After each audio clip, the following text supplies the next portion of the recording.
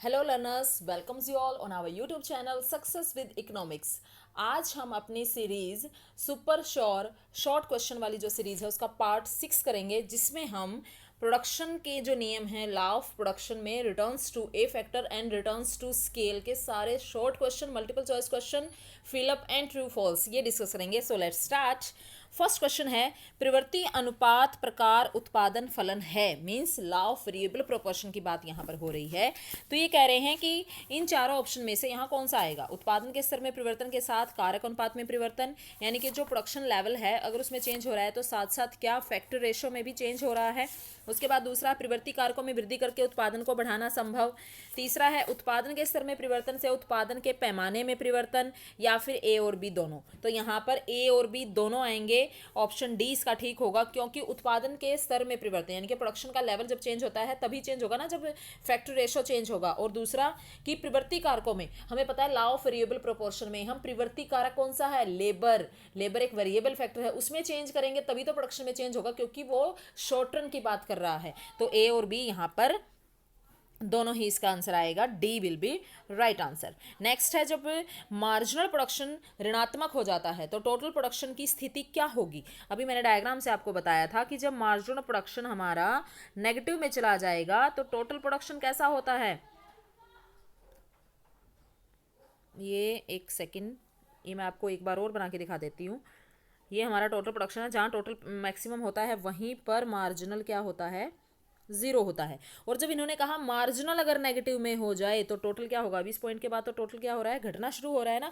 तो total production घटना शुरू हो जाता है, यानी कि दूसरे का ए ऑप्शन ठीक है। उसके बाद है, जब एवरेज प्रोडक्शन बढ़ता है तो सीमांत उत्पादन क्या होता है। मैंने अभी अभी आपको बताया था कि एवरेज प्रोडक्शन जब बढ़ता है, ये देखिए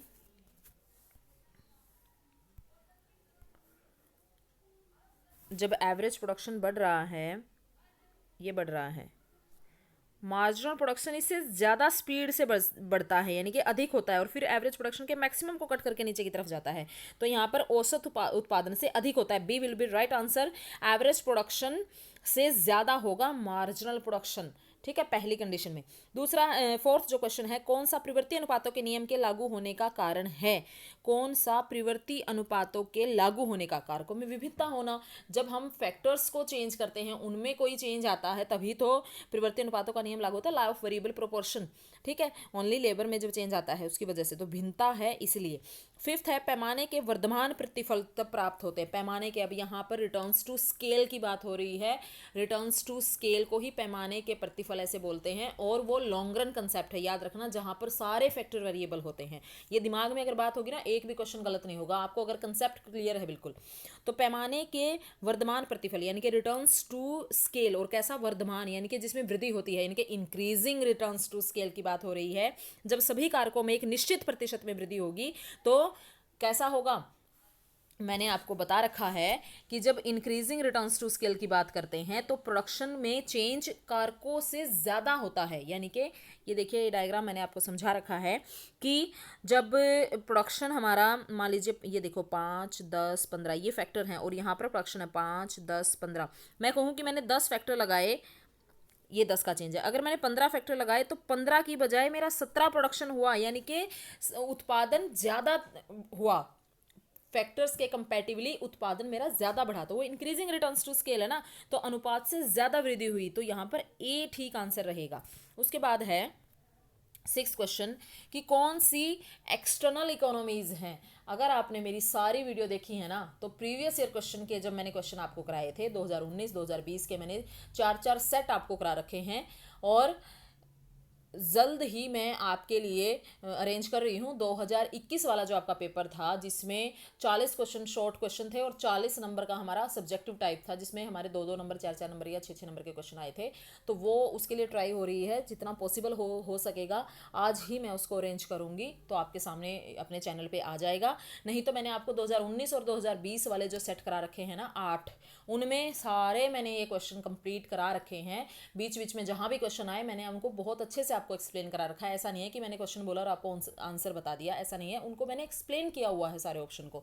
तो अगर आपने वो सारी वीडियो देखी है तो आपको ये बाहरी बचतें बिल्कुल पक्का पता होगा, क्योंकि मैंने वहाँ ट्रिक भी आपको बताई थी कि कैसे इसको याद करना है। एक्सटर्नल अगर आपको 3 याद होगी तो बाकी जितनी भी हैं वो आपकी इंटरनल इकोनॉमीज है। अब अगर आपने वो देखी है तो आप मुझसे पहले इसका आंसर बता दोगे।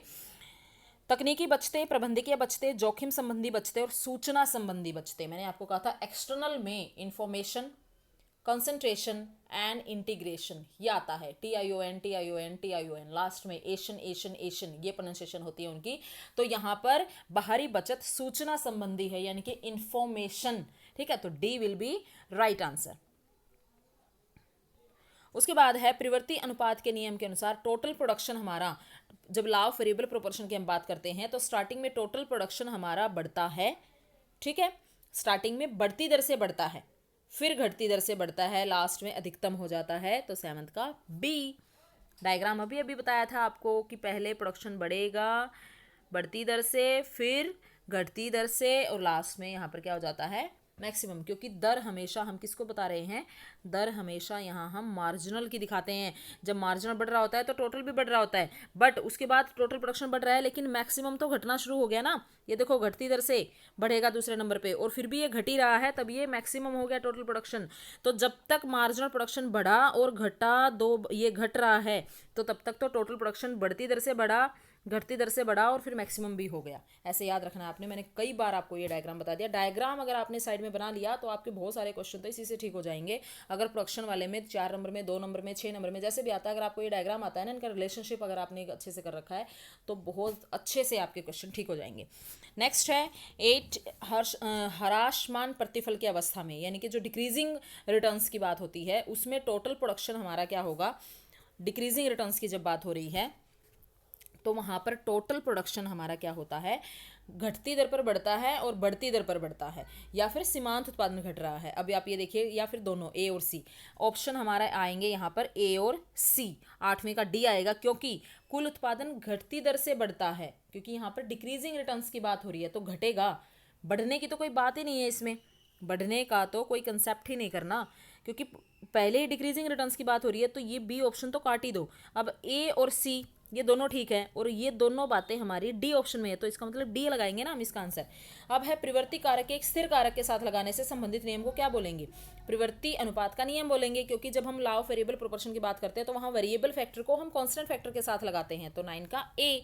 अब है कुल उत्पादन वक्र पर अधिकतम सीमांत उत्पादन प्रकट करने वाला जो बिंदु है उसको क्या बोलेंगे, जहाँ पर मार्जिनल प्रोडक्शन मैक्सिमम होता है उस पॉइंट को हम क्या बोलते हैं, उत्पादन का क्या बोलेंगे, उसको इन्फ्लेक्शन पॉइंट बोलेंगे, या फिर उत्पादन का संतुलन या न्यूनतम लागत या स्फीति का बिंदु। अब कुल उत्पादन वक्र पर अधिकतम सीमांत उत्पाद प्रकट करने वाला, ऑब्वियसली उसको हम इन्फ्लेक्शन पॉइंट बोलेंगे। आपकी बुक में ये बी दे रखा है जो कि गलत है, आप यहाँ पर इन्फ्लेक्शन पॉइंट, ये देखिए मैं आपको बता देती हूँ, ये टोटल प्रोडक्शन है, और अभी मैंने बताया जहाँ टोटल प्रोडक्शन मैक्सिमम होता है वहाँ पर मार्जिनल जीरो होता है, और जहाँ पर मार्जिनल मैक्सिमम होता है ना, ये इस पॉइंट पर हम अगर ऊपर की तरफ ऐसे लाइनें जाएंगे और टोटल प्रोडक्शन को ये लाइन जहाँ टच करेगी उसको हम इन्फ्लेक्शन पॉइंट बोलेंगे, मोड़ बिंदु बोलेंगे। यहाँ से मोड़ आ गया इसमें, ये इन्फ्लेक्शन पॉइंट है। इन्फ्लेक्शन पॉइंट कहाँ होता है, जहाँ पर मार्जिनल मैक्सिमम होगा, और ये मार्जिनल मैक्सिमम का पॉइंट, इन्फ्लेक्शन पॉइंट हमारा टोटल प्रोडक्शन का रूप में दिखाई दे रहा है, तो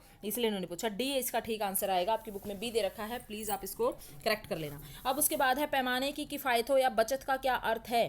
पैमाने की किफ़ायतें अभी बताया था मैंने, इकोनॉमीज़ कौन सी होती हैं, जब उत्पादन की लागत कम हो जाती है, जब कॉस्ट कम आएगी, प्रोडक्शन ज़्यादा होगा, आपको ज़्यादा कमाई होगी, तो वही तो आपकी इकोनॉमीज़ है ना।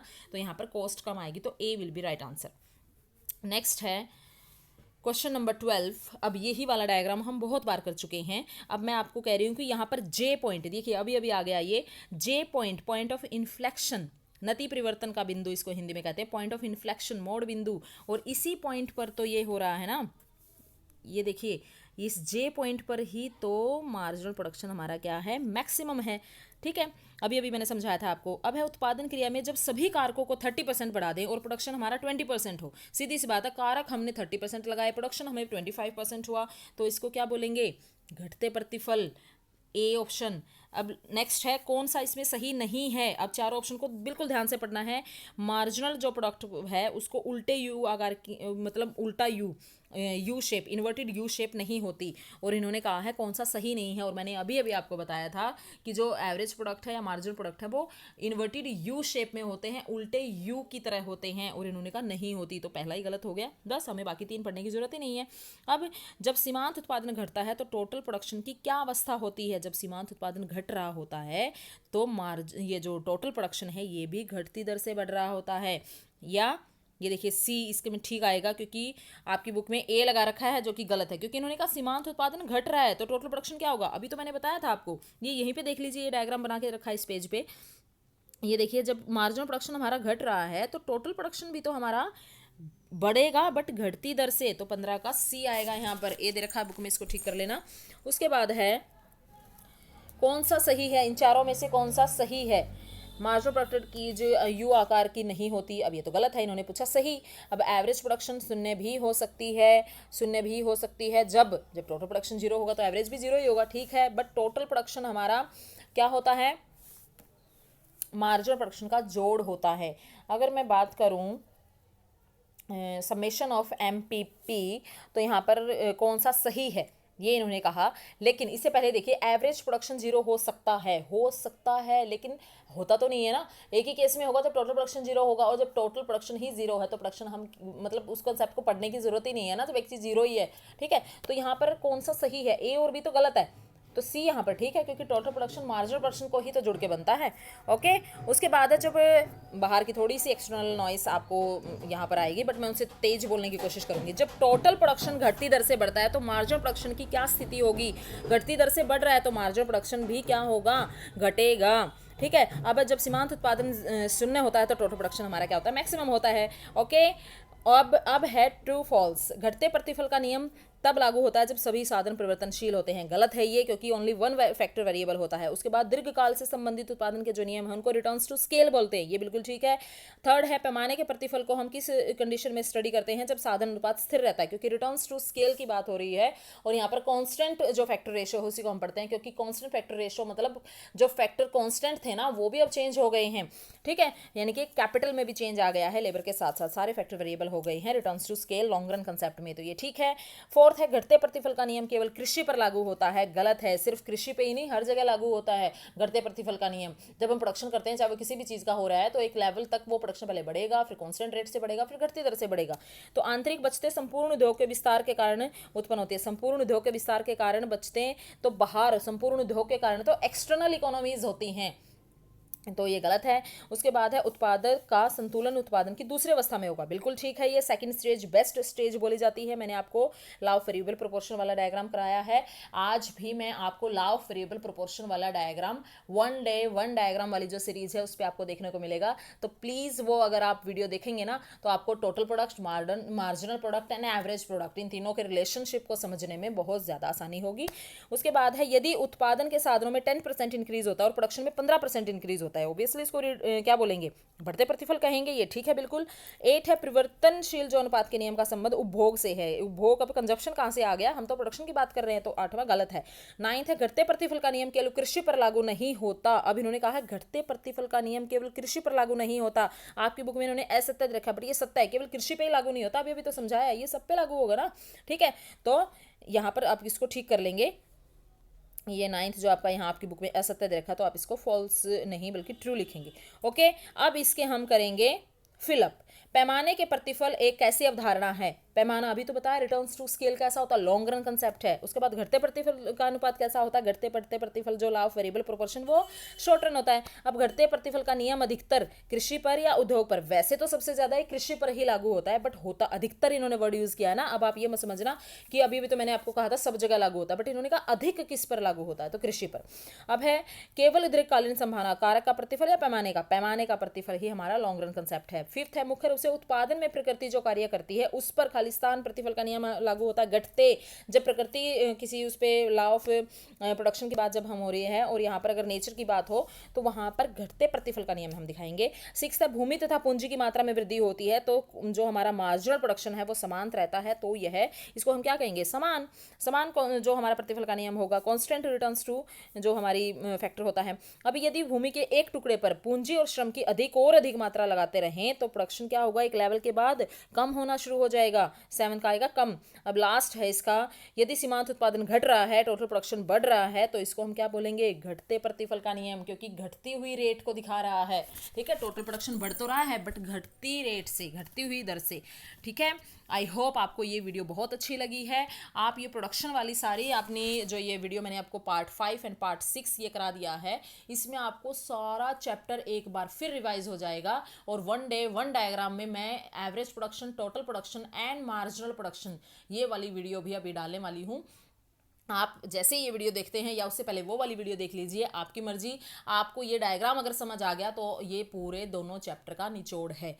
ओके, तो आई होप आपको ये क्लियर हो चुका है बिल्कुल। मैं उसमें रिटर्न्स टू इफेक्ट जो लॉ ऑफ वेरिएबल प्रोपोर्शन वाला है वो भी डायग्राम आपको करा दूंगी, और ये जो रिटर्न्स टू स्केल वाले 3 डायग्राम है जिसमें increasing returns to scale, constant returns to scale and decreasing returns to scale, इससे आपके शॉर्ट क्वेश्चन भी ठीक हो जाएंगे, लॉन्ग रन भी जो लॉन्ग जो आपके क्वेश्चन है वो भी आपको लिखने में आसानी होगी, समझने में आसानी होगी। तो please like and share this video and हमारी सारी वीडियो को आप ऐसे ही लाइक करते रहिए, शेयर करते रहिए, आपके लिए नई नई ऐसे ही वीडियो बनती रहेंगी। Thank you very much.